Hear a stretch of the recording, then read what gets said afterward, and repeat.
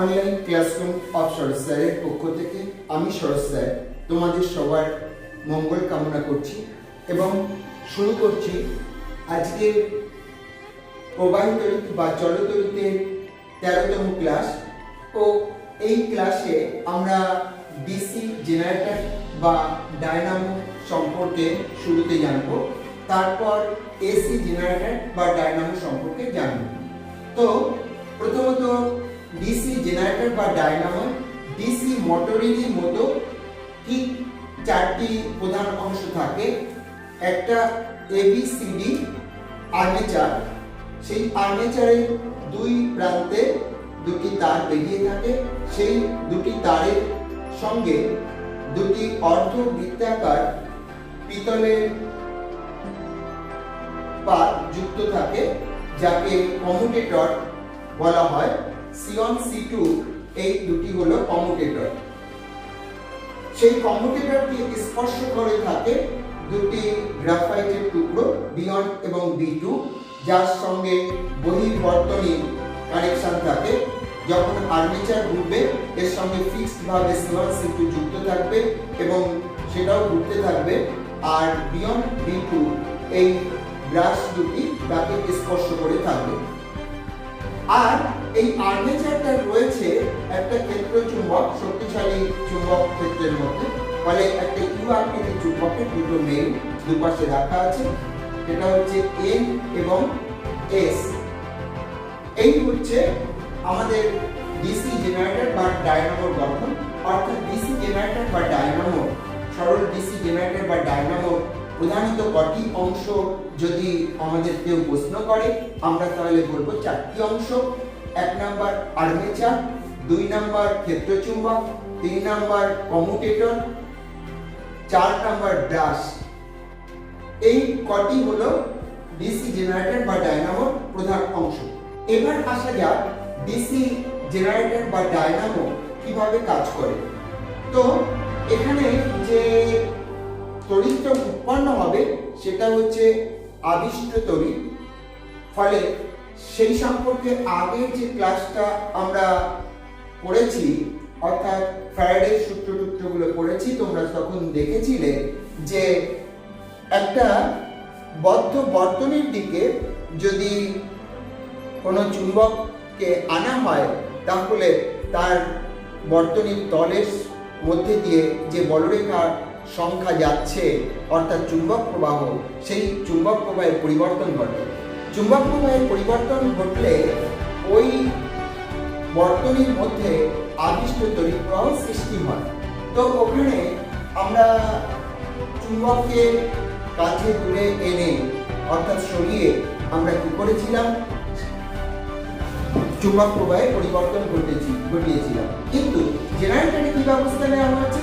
জেনারেটরে কি করা হয়, সেখানে দুটি নির্দিষ্ট মেরুকে স্থির রেখে তার মধ্যে আর্মেচারের ঘূর্ণন সম্পন্ন করা হয়, তার ফলে চুম্বক প্রবাহে পরিবর্তন ঘটে। কিভাবে ঘটে সেটা দেখানোর জন্য আমি তোমাদের একটা ব্যবস্থা করেছি, তোমরা সেটা একটু ভালো করে খেয়াল করলে নিশ্চয়ই বুঝতে পারবে।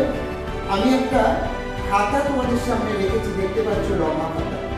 তো এইটা হচ্ছে আর্মেচার, এই উপরেই আর্মেচারের কয়েল পাতানো রয়েছে। দেখো, আর্মেচারের তল এখন টেবিলের তলের সঙ্গে একদম সমান্তরাল, আর মেরু দুটি ও টেবিলের তলে রয়েছে। ফলে যে বলরেখা N থেকে S এর দিকে যাচ্ছে, সেই বলরেখা এর সঙ্গে সমান্তরাল হবে। অর্থাৎ এই যে তল, একে লম্বভাবে ক্রস করা বলরেখার সংখ্যা 0। এইবার আমি এটাকে ক্লকওয়াইজ ডিরেকশনে এর অক্ষ বরাবর, ক্লকওয়াইজ অক্ষকে কেন্দ্র করে ক্লকওয়াইজ ডিরেকশনে ঘোরাচ্ছি। যখন ঘোরাচ্ছি, দেখো এই বলরেখার সঙ্গে এর কোণের যে পার্থক্য হয়ে যাচ্ছে, যার ফলে চুম্বক প্রবাহেরও পার্থক্য হচ্ছে, কারণ বেশি বেশি সংখ্যক বলরেখা এই তলকে কাটছে। যখন আমি লম্বভাবে অবস্থান করব, তখন যথেষ্ট সংখ্যক বলরেখা এই তলকে কাটবে। আবার যখন আমি এরকম ঘুরিয়ে এই প্রান্ত এখানে নিয়ে আসব, তখন আবার কি হবে, বলরেখার সংখ্যার কমে যাবে। অর্থাৎ প্রতিনিয়ত আমরা দেখতে পাচ্ছি এই কয়েলটা যখন এই আর্মেচারটি যখন ঘুরবে তখন চুম্বক প্রবাহের পরিবর্তন ঘটবে। তাই এই আর্মেচারের উপরে থাকা যে তার বা কয়েল রয়েছে তাতে ইনডিউসড কারেন্ট বা আবিষ্ট তড়িৎ প্রবাহ সৃষ্টি হবে। তো আবিষ্ট তড়িৎ প্রবাহ তো সৃষ্টি হলো, সেটা আমরা বুঝলাম। সেটা বোঝার পর এবার যেটা জানা দরকার সেটা হচ্ছে কি এই তড়িৎ প্রবাহ কোন দিকে হবে। আবিষ্ট তড়িৎ প্রবাহ কোন দিকে হবে সেই বিষয় জানার জন্য আমি তোমাদের এর ফ্লেমিং এর দক্ষিণ হস্ত নিয়ম বা ডায়নামো নিয়মটা একটু মনে রাখার কথা বলবো।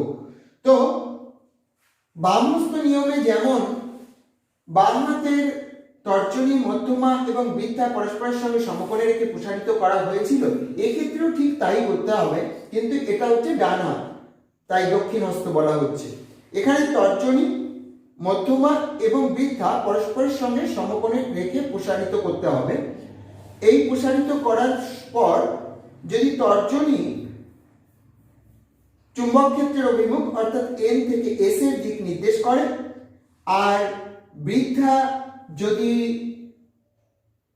পরিবাহীর গতির অভিমুখ নির্দেশ করে, তাহলে ওই পরিবাহীর মধ্যে যে আবিষ্ট তড়িৎ প্রবাহ সৃষ্টি হবে তড়িৎ চুম্বকীয় আবেশের জন্য, সেটা মধ্যমা নির্দেশ করবে। সেই জন্য আমি তোমাদের সামনে সেই ডায়াগ্রাম দিয়ে দেখানোর চেষ্টা করেছি। দেখো, এন থেকে এস এর দিকে চুম্বক ক্ষেত্র রয়েছে, অর্থাৎ এন এদিকে, এখানে এস, এটা হচ্ছে ম্যাগনেটিক ফিল্ড এমএফ বা চুম্বক ক্ষেত্রের অভিমুখ। সেই অবস্থায় যখন এটা ক্লকওয়াইজ ডিরেকশনে ঘুরছে তখন এবি অংশটা পিছনের দিকে বিক্ষিপ্ত হচ্ছে, গতিপ্রাপ্ত হচ্ছে। তাই মুভমেন্ট অফ কয়েল এই দিকটা অর্থাৎ পিছন দিকটা নির্দেশ করছে। সেই অবস্থায় মধ্যমা আবিষ্ট তড়িৎ প্রবাহের অভিমুখ নির্দেশ করছে। এটা কি আমি এই তারের উপরে, এবি তারের উপর বসিয়ে দিলাম, ফলে তোমরা বুঝতেই পারছো এ থেকে বি এর দিকে তড়িৎ প্রবাহ সৃষ্টি হবে, আবিষ্ট তড়িৎ প্রবাহ সৃষ্টি হবে তড়িৎ চুম্বকীয় আবেশের কারণে। এবং সেই প্রবাহ সিয়ন কমিউটেটরের মাধ্যমে বিয়ন ব্রাশ হয়ে বহির্বর্তনী আর রোধের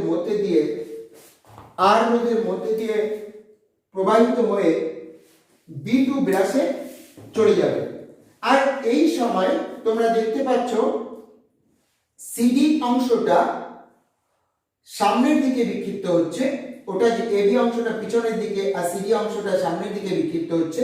ফলে তার জন্য যে আবিষ্ট তড়িৎ প্রবাহ সেটা ডিরেকশনটাও নিচের দিকে না হয়ে উপরের দিকে হবে। ফলে সিডি অংশে তড়িৎ প্রবাহ ঊর্ধ্বমুখী হয়ে এইভাবে তড়িৎ প্রবাহটা সম্পূর্ণ হলো। একটা অর্ধ আবর্তনের পর এবি আবার এস এর কাছে চলে এলো, সিডি এন এর কাছে।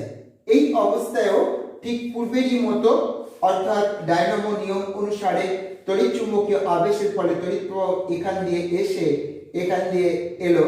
এবার সিডি কমিউটেটর B1 এর সংস্পর্শে রয়েছে, ফলে B1 এর মধ্যে দিয়ে তড়িৎ প্রবাহ এসে B2 তে যাবে। একইভাবে AB তে বিপরীত দিকে প্রবাহ হওয়ার ফলে একটা পূর্ণ আবর্তন সম্পন্ন হবে বহির্বর্তনীকে নিয়ে।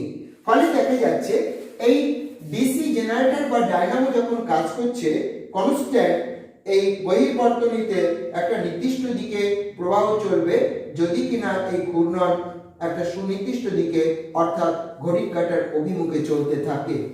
ফলে এই ক্ষেত্রে আমরা দেখতে পাচ্ছি যে তড়িৎ প্রবাহের অভিমুখ সব সময় একদিকে রয়েছে, অর্থাৎ সময়ের পরিবর্তনের সঙ্গে সঙ্গে তড়িৎ একটা নির্দিষ্ট দিকে প্রবাহিত হচ্ছে। তাই আমরা তাকে বলছি ডিরেক্ট কারেন্ট বা সমপ্রবাহ। আর এই জেনারেটর বা উৎপাদক যন্ত্রটি এটা করছে, যার জন্য আমরা এর নাম দিয়েছি ডিসি জেনারেটর।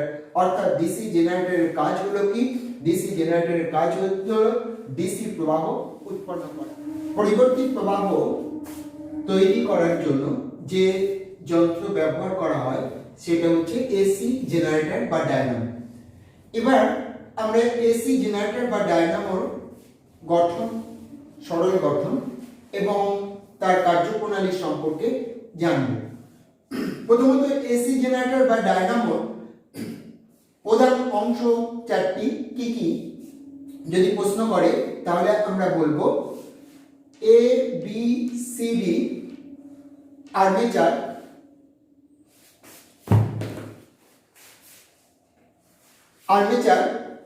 এবং আর্মেচার একটা চুম্বক ক্ষেত্রের মধ্যে ঘোরানো হয়।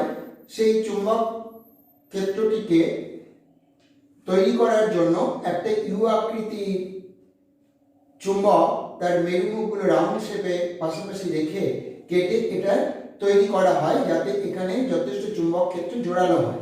সেটা হচ্ছে ক্ষেত্র চুম্বক, সেটাকে এমএস ক্ষেত্র চুম্বক হিসাবে আমরা এখানে ছবিতে দেখতে পাচ্ছি। আর এই আর্মেচার থেকে বেরিয়ে আসা যে দুটি তার রয়েছে সেই তারের প্রান্তের সঙ্গে দুটি রিং বা বলয় আটকানো থাকে। একটাকে আমরা R1 এবং আরেকটাকে R2 দিয়ে চিহ্নিত করছি। এই ধাতব রিং দুটি এখানে আটকানো থাকে। সেই রিং দুটি যখন আর্মেচার সঙ্গে ফিক্সড অবস্থায় থেকে ঘূর্ণায়মান অবস্থায় থাকে তখন দুটি গ্রাফাইটের টুকরো তাদেরকে টাচ করে থাকে। একটা হচ্ছে B1 আরেকটা হচ্ছে B2, যাদের বলা হচ্ছে ব্রাশ। অর্থাৎ এসি জেনারেটরের প্রধান চারটি অংশ হলো আর্মেচার, ক্ষেত্রচুম্বক, স্লিপ রিং এবং ব্রাশ। এবার দেখা যাক এসি জেনারেটর বা ডায়নামো কিভাবে কাজ করে। তো এইখানে ক্ষেত্রচুম্বক রয়েছে, ক্ষেত্রচুম্বকের এন থেকে এস এর দিকে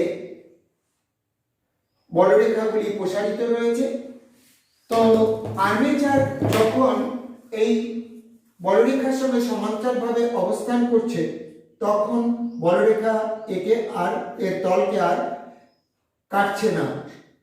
যখন এটাকে ঘূর্ণন সম্পন্ন করা হবে অর্থাৎ বলরেখার সঙ্গে কৌণিক অবস্থানে যখন যাচ্ছে তখন বলরেখাগুলি এই তলকে অর্থাৎ পরিবাহী যে তলে অবস্থান করছে তাকে লম্বভাবে কাটছে, ফলে চুম্বক প্রবাহের পরিবর্তন ঘটছে। এই চুম্বক প্রবাহের পরিবর্তন ঘটার ফলে এই তলের চতুর্দিকে যে পরিবাহী রয়েছে তার মধ্যে আবিষ্ট তড়িৎ প্রবাহ হবে এবং সেই আবিষ্ট তড়িৎ প্রবাহের অভিমুখ কোন দিকে হবে তা ইতিমধ্যে ডিসি জেনারেটরের কার্যপ্রণালী জানার সময় আমরা জেনে ফেলেছি। সেটা ডায়নামো নিয়ম বা ফ্লেমিংয়ের দক্ষিণহস্ত নিয়ম অনুসারে হয়ে থাকে। ফলে সেই নিয়মটা আবার আমি পুনরাবৃত্তি করছি তোমাদের সামনে। যদি ডান হাতে তর্জনী, মধ্যমা এবং বৃদ্ধা পরস্পরের সঙ্গে লম্বভাবে প্রসারিত করা হয়, তর্জনী যদি চুম্বক ক্ষেত্রের অভিমুখ, বৃদ্ধা যদি পরিবাহীর গতির অভিমুখ নির্দেশ করে তাহলে ওই পরিবাহীর মধ্যে যে আবিষ্ট প্রবাহ সেটা মধ্যমার অভিমুখী হবে, মধ্যমা যেদিকে প্রসারিত হয়েছে সেই দিকে হবে। তো সেইটা ঠিক আগেরই মতো ডিসিতে যেমন তোমরা কাজে লাগিয়েছিলে ধারণাটা এখানে এসিতেও লাগিয়ে দেখো যে এটা যদি আর্মেচারটা যদি ক্লকওয়াইজ ডিরেকশনে ঘোরে অর্থাৎ এরকম ভাবে যদি ঘোরে তাহলে দেখো এই পাশে যেটা রয়েছে এবি অংশ সে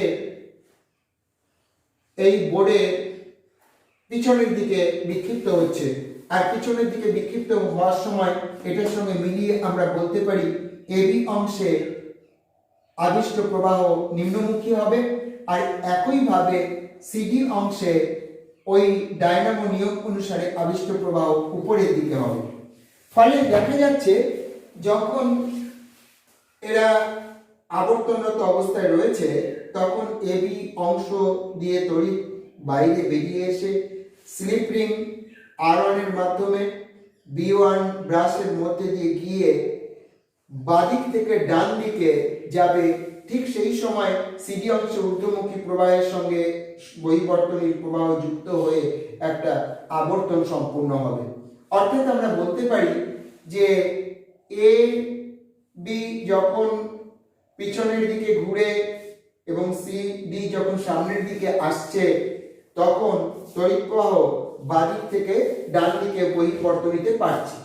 এবার দেখা যাক একটা অর্ধ আবর্তনের পর দ্বিতীয় ছবিতে আমরা দেখি।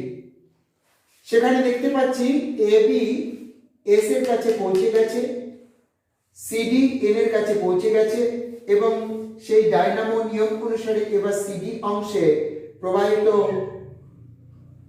আবিষ্ট প্রবাহ নিচের দিকে আর এবি অংশে ঊর্ধ্বমুখী, যার ফলে এইবার সিডি অংশের সঙ্গে যুক্ত R2 রিং এর মধ্যে দিয়ে তড়িৎ প্রবাহ B2 ব্রাশের মধ্যে দিয়ে বেরিয়ে আসছে, আর এবি অংশের সঙ্গে যুক্ত R1 রিং এর সঙ্গে মাধ্যমে B2 এর মধ্যে B1 এর মধ্যে দিয়ে তড়িৎ প্রবাহ ঊর্ধ্বমুখী হচ্ছে। অর্থাৎ দেখা যাচ্ছে B2 থেকে B1 এর দিকে একটা আবিষ্ট তড়িৎ প্রবাহ হচ্ছে। ফলে আরেকটা পূর্ণ আবর্তনের পর এবি এন মেরুর কাছে, সিডি এস মেরুর কাছে যাবে। তারপরে আমরা যেটা দেখতে পেলাম, একটা পূর্ণ আবর্তনের ফলে এই জেনারেটর বা এসি জেনারেটরে একবার বাঁ দিক থেকে ডান দিকে তড়িৎ প্রবাহ হচ্ছে বহির্বর্তনী রোধের মধ্যে দিয়ে, আবার পরক্ষণেই পরের অর্ধ আবর্তনের সময় ডান দিক থেকে বাঁ দিকে প্রবাহ হচ্ছে। ফলে আমরা দেখতে পাচ্ছি একটা পূর্ণ আবর্তন যখন এসি জেনারেটরের আর্মেচার কমপ্লিট করে, তখন আবিষ্ট তড়িৎ প্রবাহ একবার যেদিকে হয় পরবর্তী অর্ধ আবর্তনে তার উল্টো দিকে হয়। অর্থাৎ সময়ের সঙ্গে যদি আমরা প্রবাহ মাত্রাকে বিচার করে একটা গ্রাফিক্যাল রিপ্রেজেন্টেশন করি, তাহলে বলতে পারি যে একটা অর্ধ আবর্তনের জন্য ধনাত্মক দিকে প্রবাহ পাচ্ছি আমরা, আর পরবর্তী অর্ধ আবর্তনের জন্য ঋণাত্মক দিকে তড়িৎ প্রবাহ পাচ্ছি। অর্থাৎ এক্ষেত্রে আমরা দেখতে পেলাম যে তড়িৎ প্রবাহ প্রতিনিয়ত অভিমুখের পরিবর্তন করছে, ফলে আমরা এই প্রবাহকে বলতে পারি অল্টারনেটিং কারেন্ট বা পরিবর্তী প্রবাহ। এইভাবে এসি জেনারেটর কাজ করে। তাহলে এবার আমরা দুটো জেনারেটর সম্পর্কেই জানতে পারলাম, এসি এবং ডিসি জেনারেটর।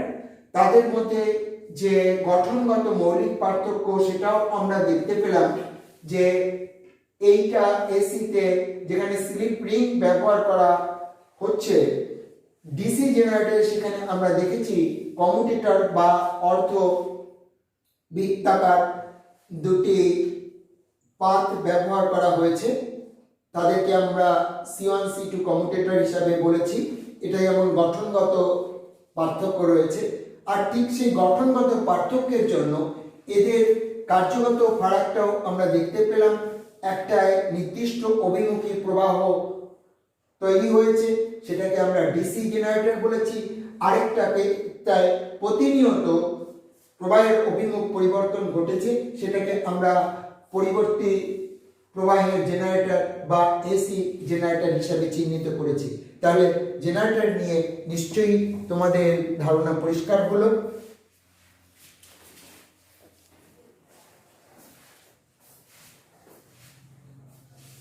আজকের ক্লাসের শেষ অংশে আমরা যে জেনারেটর সম্পর্কে ধারণা পেলাম, সেই জেনারেটর ব্যবহার করে কি করে ব্যবহারিক জীবনে আমাদের তড়িৎ শক্তির চাহিদা মিটছে সেই বিষয় সম্পর্কে একটু আলোচনা করব। তো আমরা বিশেষত পশ্চিমবঙ্গের মানুষ দুরকম বিদ্যুৎই বেশি ব্যবহার করে থাকি।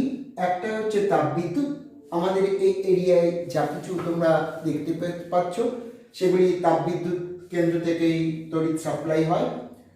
আর আছে হচ্ছে জলবিদ্যুৎ। তো এই যে বিদ্যুৎই হোক না কেন, তার বেসিক বিষয়টা তোমরা পরিষ্কারভাবে বুঝে নেবে। সেটা হচ্ছে জেনারেটর ব্যবহার করেই সর্বত্র বিদ্যুৎ তৈরি করা হয়। অর্থাৎ জেনারেটরের ঘূর্ণনের জন্য একটা এক্সটার্নাল সোর্স বা উৎসকে কাজে লাগানো হয় এবং ঘূর্ণন সম্পন্ন করলেই তার থেকে তড়িৎ শক্তি আমরা পাব। তো জেনারেটরের এই ঘূর্ণনের যে প্রসিডিওর তাপবিদ্যুৎ এবং জলবিদ্যুতে, সেটাই তোমাদের আমি বলছি। তো এই ঘূর্ণায়মান যে ব্যবস্থাটা, সেই ব্যবস্থাকে বলা হয় টারবাইন। আর টারবাইনের সঙ্গেই জেনারেটরকে যুক্ত করে দেওয়া হয় তার আর্মেচার বা কয়েলকে, ফলে কয়েলটি ঘুরতে থাকে, তার ফলেই বিদ্যুৎ উৎপন্ন হয়। আমি দুটো ক্ষেত্রে, অর্থাৎ তাপবিদ্যুতের ক্ষেত্রে কিভাবে সেটা করা হচ্ছে এবং জলবিদ্যুতের ক্ষেত্রে কিভাবে করা হচ্ছে তার একটা ডায়াগ্রাম তোমাদের সামনে রেখেছি। এটা বলে দিলেই একদম সহজ ব্যাপার, তোমাদের কাছে পরিষ্কার হবে। দেখো, তাপবিদ্যুৎ কেন্দ্রে কি করা হয়, একটা বড় চেম্বারে জল নেওয়া হয়, যেটাকে বলা হচ্ছে বয়লার। সেই বয়লারের নিচে তাপ দেওয়ার ব্যবস্থা করা হয়। কয়লা বা জ্বালানি হিসাবে তরল জ্বালানি, যা জীবাশ্ম জ্বালানি আছে, সেগুলিকেও ব্যবহার করা হয়, অর্থাৎ ডিজেল ব্যবহার করা হয়। তো সেইটা দিয়ে আগুন জ্বালানো হয়, ফলে প্রচন্ড তাপ উৎপন্ন হয়। তাপের ফলে বয়লারে থাকা জল ফুটতে থাকে। এই ফোটার ফলে এখানে উচ্চ চাপের সৃষ্টি হয়। সেই চাপের ফলে বাষ্প এই পথে এসে এই টারবাইনের কাছে পৌঁছায়। তো বিষয় যেটা, টারবাইন আর কিছুই নয়, একটা ফ্যানের মতো ব্যবস্থা, যার গায়ে অনেক সংখ্যক ব্লেড, যাতে এরকম অবতল পাত লাগানো থাকে, যাতে গিয়ে বাষ্প ধাক্কা মারে। যখন ধাক্কা মারে তখন টারবাইনের হুইলটা বো করে ঘুরতে থাকে এবং ওটা ঘোরানোর পর বাষ্পটা যখন কিছুটা তার গতিশক্তি কমে যায়, প্লাস সে ঘনীভূত হয়ে জলে পরিণত হয়, সেটা আবার বয়লারে টার্ন ব্যাক করে, আর ওদিকে টারবাইনকে এর মধ্যে প্রচন্ড বেগে সেটা ঘোরাতেও থাকে। এইভাবে কনস্ট্যান্ট বাষ্প উচ্চ চাপ নিয়ে টারবাইনের মধ্যে প্রবেশ করে, অপেক্ষাকৃত কম চাপ নিয়ে, এবং জল ও বাষ্প সংমিশ্রণ হিসাবে বয়লারে ফিরে আসে। আর তার যে গতিশক্তি বা যান্ত্রিক শক্তি, তার প্রভাবে টারবাইনটা বো করে ঘুরতে থাকে। টারবাইনের সঙ্গে একটা দণ্ড লাগানো থাকে, যেটা জেনারেটরের আর্মেচারের সঙ্গে ফিক্সড করে লাগানো থাকে, ফলে আর্মেচারও টারবাইনের গতিবেগে ঘুরতে থাকে।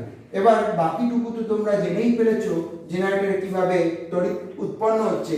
সেই ঘটনা ঘটার ফলে সেখানে তড়িৎ উৎপন্ন হয়, সেই তড়িৎটাকে সরবরাহ লাইনের মাধ্যমে আমাদের কাছে পাঠিয়ে দেওয়া হয়, আমরা তাই তড়িৎ পাচ্ছি। এটাই হচ্ছে তাপবিদ্যুৎ কেন্দ্রের ব্যাপার। অর্থাৎ আমরা বলতে পারি তাপবিদ্যুৎ কেন্দ্রে এই তাপ বিদ্যুৎ তৈরি করার জন্য যে ব্যবস্থাগুলো আছে, তার স্ট্রাকচার বা গঠনে মেইন যে বিষয়গুলি, সেটা হলো একটা বার্নিং সেকশন, অর্থাৎ যেখানে প্রচুর পরিমাণে তাপ উৎপন্ন করা হয়। তারপরে একটা স্টিম তৈরি করার বিষয় থাকে, যেটাকে বয়লার বলছি আমরা। আবার সেই বয়লারের উৎপন্ন বাষ্প গিয়ে যেটা প্রেসার সৃষ্টি করে, সেটাকে আমরা বলছি, প্রেসার সৃষ্টি করে ঘোরায়, সেটাকে বলছি টারবাইন।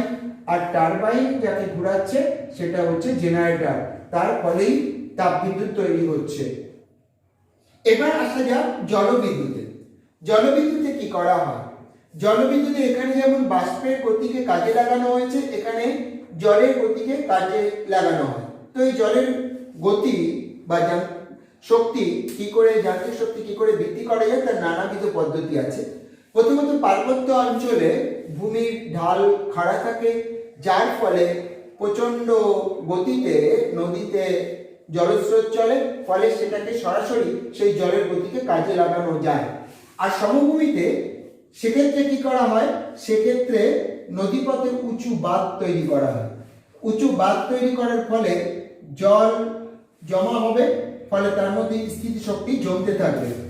সেই বাঁধের মধ্যে দিয়ে একটা পথ রাখা হবে, যার মুখে গেট, লক গেট সৃষ্টি করা হবে। সেই লক গেট যখন খুলে দেওয়া হবে তখন প্রচন্ড বেগে জল তার সমুচ্চশীলতা ধর্ম বজায় রাখার জন্য নিচের দিকে ধাবিত হবে। তো ফলে জলের প্রচন্ড বেগে তার গতিপথে যদি একইভাবে আমরা টারবাইন রাখি, সেই টারবাইন বো বো করে ঘুরতে থাকবে এবং জল এই বেরিয়ে যাওয়ার সময় ওই টারবাইনকে ঘুরিয়েই বেরিয়ে যাবে। এই টারবাইনের সঙ্গে একটা দণ্ড আমরা জেনারেটরের আর্মেচারের সঙ্গে যুক্ত করে রাখতে পারি, ফলে আর্মেচার চুম্বক ক্ষেত্রের মধ্যে ঘুরতে থাকবে টারবাইনের ঘূর্ণনের সাথে সাথে এবং তড়িৎ শক্তি উৎপন্ন হতে থাকবে। সেই তড়িৎ শক্তি ব্যবহার করে আমরা আমাদের দৈনন্দিন জীবনে বিদ্যুতের প্রয়োজনীয়তা মেটাতে পারি। ফলে জলবিদ্যুতেও দেখলাম মূল স্ট্রাকচারে কিন্তু কোনো খুব বেশি পরিবর্তন নেই, অর্থাৎ জেনারেটরকে ঘোরানোটাই হচ্ছে মুখ্য উদ্দেশ্য। ব্যবস্থাপনার একটু পার্থক্য রয়েছে, এখানে স্টিম বা বাষ্পের চাপকে কাজে লাগানো হয়েছে, ওখানে জলের চাপকে কাজে লাগানো হয়েছে। অর্থাৎ দুটোই কিন্তু যান্ত্রিক শক্তি ব্যবহার করে জেনারেটরের আর্মেচারকে ঘূর্ণন সম্পন্ন করা হয়েছে। তার পরিপ্রেক্ষিতে আমরা দেখতে পাচ্ছি তড়িৎ শক্তি উদ্ভব হচ্ছে তড়িৎ চুম্বকীয় আবেশের কারণে। ফলে আমাদের তাপবিদ্যুৎ এবং জলবিদ্যুৎ উৎপাদনের যে ব্যবস্থাটা অতি সহজেই নিশ্চয়ই তোমরা বুঝতে পেরেছো। আজকে আমাদের এই ক্লাস এই পর্যন্ত। আগামী দিনের ক্লাসে আমাদের এই চ্যাপ্টার শেষ হয়ে যাবে। তারপর আমি কিন্তু তোমাদের একটা চ্যাপ্টারের কমপ্লিট কোশ্চেন দেব, তোমরা সেটার উত্তর করার চেষ্টা করবে। আশা করি ঠিকঠাক ক্লাসগুলি যদি তোমরা ফলো করে থাকো তাহলে প্রবাহী তড়িতের বিষয়ে তোমাদের চিন্তা করতে হবে না। এবছরের মাধ্যমিকে 17 নাম্বার রয়েছে এই চ্যাপ্টারে।